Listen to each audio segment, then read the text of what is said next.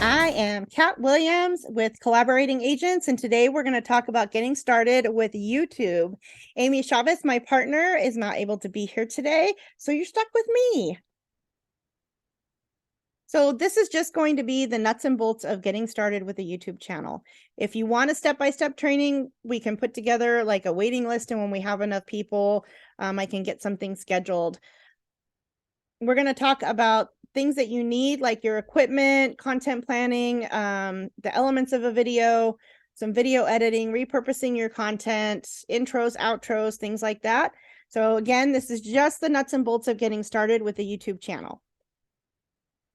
We will start by talking about the equipment you need and planning your first 5 videos, your intro video, and channel art. And we'll also talk about some video planning. I will post notes with a step-by-step instructions for actually setting up your channel in the group files. It'll be attached to this slide presentation. So you don't need all the fancy gadgets to get started with a YouTube channel. You need a cell phone with a video camera, which we all have. You need a light ring, and I don't recommend one of those little clip-on rings that you put on your cell phone. They're just not bright enough. I would start with at least a 6-inch, but 8 to 10-inch light ring would be better. You need a tripod to keep your video stabilized. You need some editing software, because even if you aren't going to put graphics into your video, you still need to be able to add some music to it and things like that. We'll talk about what I use a little bit later. And teleprompter software. If you want to be a little bit more, you can get a gimbal or a lapel mic. I don't like the lapel mics. I use kind of like an old stand-up mic. But the lapel mics for me, because I talk really loud anyway, it was just too loud. You could do a green screen or a background if you want. Or you can get a Rode mic, which also cuts out some of the background. All of these things are available on Amazon. You just have to search. When you do, look at the number of stars and how many reviews it has. The higher, the better. So some things to think about. Where to film. Find a place. Be aware of your background. I did a video one time, even though my background was not blurred, and I had some dirty laundry hanging behind me. So be aware of your background. Check the lighting with your camera before you start recording. Also check ambient noise levels. So kind of do like a test video, and keep your branding in mind. So make sure that you're using words that are true to your brand. My brand and my tagline is that I am your premier real estate concierge, and that's copyrighted, so you can't steal it, or trademarked, excuse me. But so, throughout it, I'm going to say, as your real estate concierge, I will blah, blah, blah, blah, blah. So also stay true to your colors. If you are going to throw some graphics or some words in on your video, stay true to your brand colors, font, all of that stuff. You're going to want to do an intro video. This is the video that as soon as someone clicks on your channel, it's going to automatically start playing each and every time. So your intro video should talk about who you are as a professional, who you serve or what your niche is, what makes you special as a real estate agent, and just a little bit about your personal life. So as you're planning out your 5 videos, don't stop with 5. I have an ongoing list in my business plan that I add to every time I get an idea. If you're stuck with ideas, you can take just a regular old social media post that someone has done, and you can elaborate on it. You can steal ideas from other people on their YouTube channels, but just make it your own. I mean, it's out there, it's public, some it's copyrighted, some it's trademarked, but if you make it your own, then you're not in violation of anything. So we already talked about video equipment. You need your cell phone, a light ring, and a tripod. For editing equipment, I use WeVideo. It's affordable and it's easy to use. You can add anything you want with it. You can add transitions, you can add words, you can add graphics to it. They do have a free version, but it's limited. I think you get like 30 minutes of video per month. So it's really not worth it to get the free one. And then the teleprompter software that I use is called Big View. So up here, you'll see this little graphic here. I dictate it, it's like notes. So I dictate it into the script thing. One thing is when you're dictating it, make sure to save regularly. It does not save automatically. And you'll note over here that there's a timer. So it'll tell you how long your video is based on the number of words that you have. By dictating it, it's like a practice run. And then I usually will go through my whole process, but I usually dictate it on Monday. And so then you can look at it later and it gives you some practice runs. When you use Big View, you can set it up so that the teleprompter will come up on the left or the right. And you can speed it up or slow it down. You can make the font size bigger, all kinds of things. There's a little bit of editing here within Big View. You can make the exposure brighter, that kind of thing. I think you can even do this so that it will center your teleprompter if you want. But it's super easy to use and it's not very expensive. I think they might even have a one-time fee or an annual fee. So again, you want to go a little bit more, gimbal, a lapel mic, a green screen, or a backdrop, or a stand. So if you get a backdrop, you need a stand, just so that it hangs properly. And oops, this is an example of a backdrop that I have and use. So you can see that it's not totally obvious that it's a backdrop and it's really kind of nice. The green screens, if you notice, if you've ever used a green screen in Zoom and it kind of makes you look like a cutout and you look kind of funky, that same thing is going to happen in YouTube as well. If you use a green screen on your on recording your video and then you insert a background. So here's a link to my intro video. It is, in my opinion, kind of rough. It needs to be redone, but it just gives you an idea of what to say. Your channel.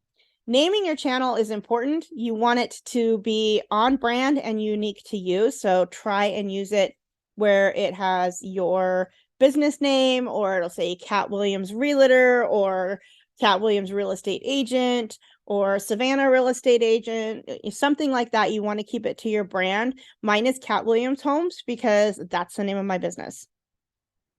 Keep in mind when you're making your channel who your audience is. So this is like your niche. Who are you talking to? Who is your client? This is going to be really important when you're planning out your videos as well. If you're going to do luxury videos, or if you're going to market luxury, you need to do a luxury video. If you're going to do first-time home buyers, then your videos need to be a little bit more informative and helpful. So in your channel description and in your video descriptions and titles, you always want to make sure that you use keywords to help make your video more findable. That's even a word. You can use keywordsanywhere.com. It's great and it's affordable. You buy points.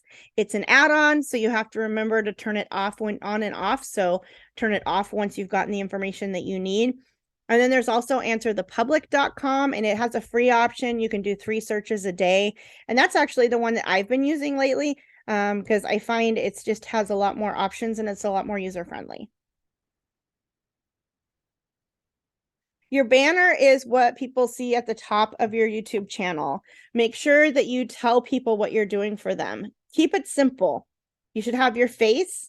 It should be branded. So that's colors, font, tagline, location. What area do you serve? And what's the purpose of your YouTube channel? Are you posting educational videos? Are you posting home walkthroughs? What is the purpose of your channel? Extras, you can include a subscription button or links to your social media. You can do a green screen or a background. I don't know why that's there. Green screen, background, road mic. I don't know why they're there. But most importantly, remember your brand. So here is an example of my banner. So actually it's not current because then here I have serving Southwest Ohio. I have a little bubble right here now. So this is an old one. But it says Kat Williams Homes. I'm your premier real estate concierge. I am authentic, knowledgeable, and responsive. I am a luxury listing specialist, a mentor, and express offer certified. The video purpose is I'm sharing my real estate knowledge, local information, and the occasional fun video. So note, I have my luxury logo here, the express offers logo here, and my business logo here. So if you go into Canva and do a YouTube banner, this is your safe place, right in the middle. You can't take up the whole banner space, but they don't tell you that. So the whole space right here is what's viewable if someone's watching it on TV. This part here is what is viewable if you're on a desktop computer. And then this part here is what people see if they're on a device. So when you're designing it, be aware of your safe space. A couple of banners to look at for examples other than mine. You can check out Kyle Handy's page or Jamie Tulak's page.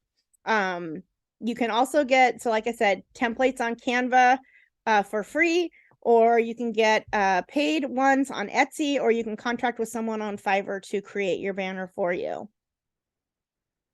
So this is actually my LinkedIn banner. I'm not sure why I put that in here, but here it does have the little serving Southwest Ohio, has all of the same information. So again, if you do create your banner yourself in Canva, just keep playing with it and adjusting it till it fits properly. The Canva templates are not 100% accurate. So thumbnails. A thumbnail is what you see when somebody's looking at a list of your videos. It can be the exact same as your intro, but it needs to have something there. You need to show your face. You need to keep the titles simple, titles of your video simple on your thumbnail, 3 to 5 words. Remember to stick with your branding colors, fonts, and logos. So you'll see in this video that the thumbnail was a picture of me and Amy, and then it just says what the title is, and then you'll get the rest of it towards the end. Remember, stick with your branding, colors, fonts, and logos. Use keywords like next week with Kyle. Or if you've searched keywords, getting a real estate home loan. And you'll get those exact words to get people's attention. You don't have to put it in there as a hashtag. It's just that string of words. Take some pictures of you pointing, happy faces, bad faces, sad faces, crazy faces. You can insert these into your thumbnails and they can go with your video topic. Show your personality in your thumbnail. So not really showing my personality, kind of, sort of. I don't use this format anymore, but it's just an example. Are you waiting to buy? It's time to rethink. Again, that's a little long, but I put some informative stuff here. Here's a picture of me. I do drink coffee all day long, so I guess that's kind of showing who I am. Here's my branding is the same. The pink is part of my brand. The blue is part of my brand. Same thing up here. So remember, it's the thumbnails are the image that viewers see when they are looking at your list of videos. Your intro. Search YouTube intro in Canva. This is like a short 5 to 20-second clip that is played in every video. I just use a slide. I don't use a video, but it will come after your introduction to your video. Like I said, I need to do one of these. This should tell what your channel is all about, when you'll be posting videos, who you are, and what you do. All of that in 5 to 20 seconds. Keep it short or viewers will get bored and then they won't watch the actual content of your video. So like I said, I just do it by using a slide. You can also purchase intros on Etsy or hire someone to do it on Fiverr. Your outros and your end screens. Again, search YouTube outro in Canva and it will give you some ideas. I just use a slide, just like we do at the end of this video. But this goes at the end of your videos. You want to leave your viewers with something to remember you and tell them where to go next. It also should include a call to action. So for the collaborating agents, it asks you to hop on over and join collaborating agents.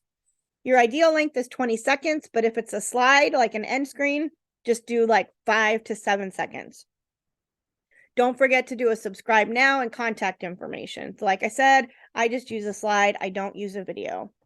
And again, you can purchase branding and marketing info on Etsy or hire someone from Fiverr to do it.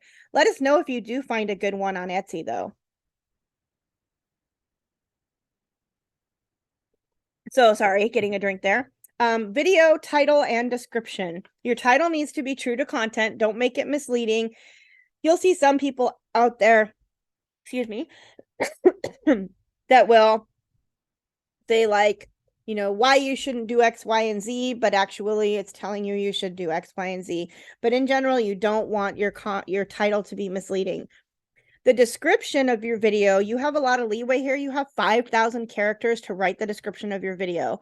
So the description is where you use keywords and hashtags. Have certain language that is reoccurring in all of your videos, and we'll take a look at my description, I think, later on in this. If not, hop on over to my YouTube channel, start looking at the description of some of my videos, and you'll see that there's a paragraph or two about the video, and then the rest of it is all the same that I use across everything.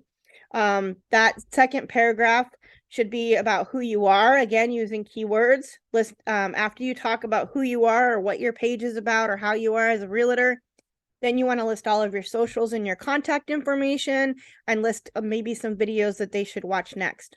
So if you go to my channel, click on any of the longer videos, not my shorts, and look at my description.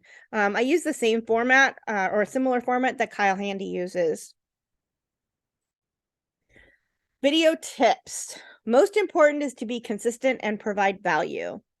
How close should you be to the camera? That depends on you. Stats show that people are tired of talking heads, but without a videographer, that's kind of what you're stuck with. You should take up at least a third of the screen. Be aware of your background noise, especially if you aren't using any kind of microphone. Your cell phone mic will really pick up on the noise. Do a couple of short clips to test your background noise. I've occasionally had my dogs barking in the background, and I just kind of, rather than stopping and starting over, I just kind of say, you know, oh, look, there's someone to come look at my house, or make a joke. I've had my dog pop her head in on my video and like over my shoulder, and I'll just incorporate it. People like that. People like the mistakes. They like to know that you're human. And then, of course, check the speed of your teleprompter before you actually start recording and adjust it as you need to. Remember to look at the camera. You are having a conversation with the person on the other side of the camera screen. This is where it might be beneficial to put your big view teleprompter right in the middle of your screen. Again, don't stop recording when you make a mistake. Keep going. Everything can be edited. The only time I stop recording is when I can't keep up with the teleprompter or I get too far ahead of it, because you can always stop, crop that part of your video if you want, if it's really super embarrassing, and then put your video back into place. You see that a lot on people's videos where it'll be a cut. It's probably because they made a mistake. I usually let my mistakes roll, and I'll kind of like roll my eyes, shake my head, or even make some sort of noise with my mouth about having made the mistake. Again, keep your video to 6 minutes or less, or YouTube will put commercials in it, as you may see with this video. Before YouTube starts pushing your videos out for you, you'll need to have 50 followers and 30 videos. The posting of your videos will need to be consistent. Then you'll start showing up. You will always start showing up in searches, but YouTube won't recommend them. You know, like you see the top 5 videos that are recommended when you do a YouTube search. You want to be in those top 5 videos ultimately. So you'll still show up in the search if you use the right keywords, but you're not going to be recommended. Beginning video planning. So remember, you're supposed to be thinking about your first 5 videos. Always have at least 5 videos planned out ahead of time. Plan your video preparation over the entire week. Trying to do it all in one day is exhausting, especially in the beginning. If you're going to batch your videos, which is recording several videos in one day, block off a whole week and film. Then edit over time as you need to. I don't batch my YouTube videos, but I do batch my shorts and my reels. So here's what I do. Of course, I haven't been as consistent as I need to be, but when I was, and there's lots of reasons behind that, but when I was, this is what I did. Monday, I scripted the video.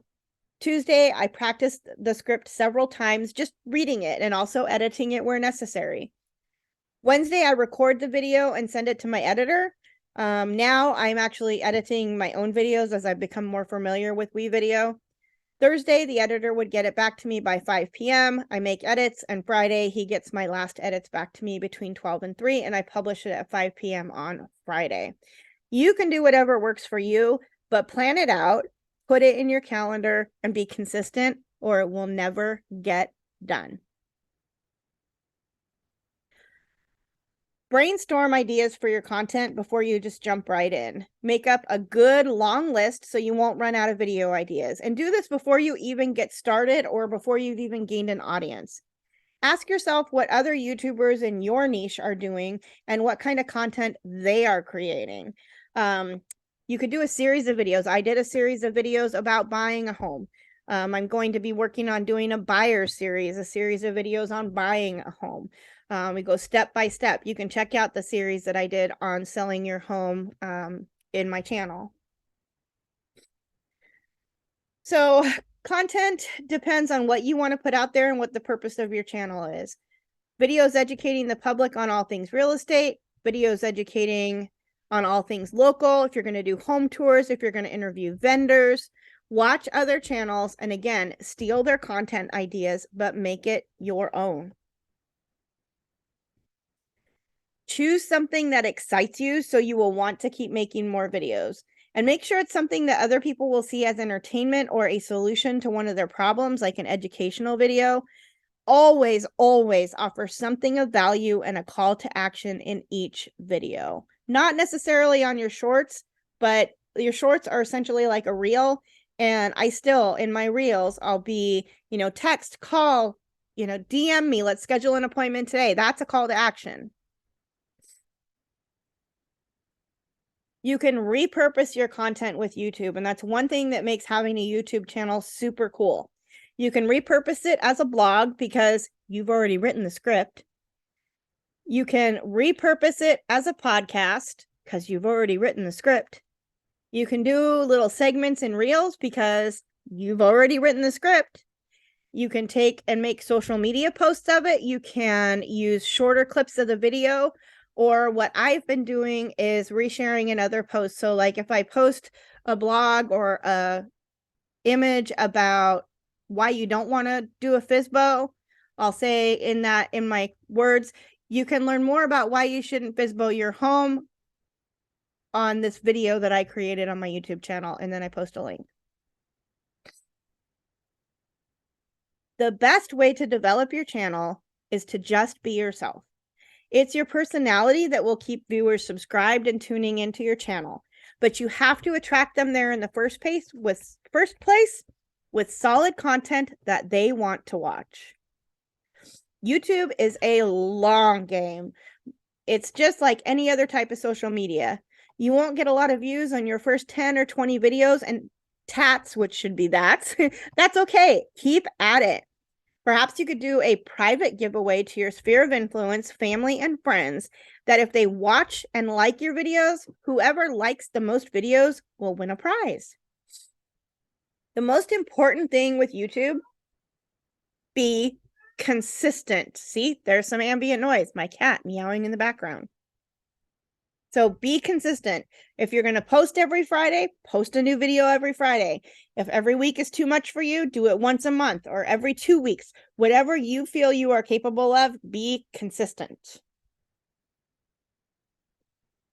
Now, if you have any questions, we actually recorded this video separately, but if you have any questions, please feel free to DM, text, or email me. I'm happy to answer any of those questions. You can hop on over to Collaborating Agents and post your question there. Whatever you think of that's a question, just let us know. As a part of Collaborating Agents, we are always available to you to help out with a project, whether it's creating your YouTube channel, doing an event, or just finding something unique about social media to post. All right, everybody, thank you so much. I appreciate it. And again, post those questions in Collaborating Agents.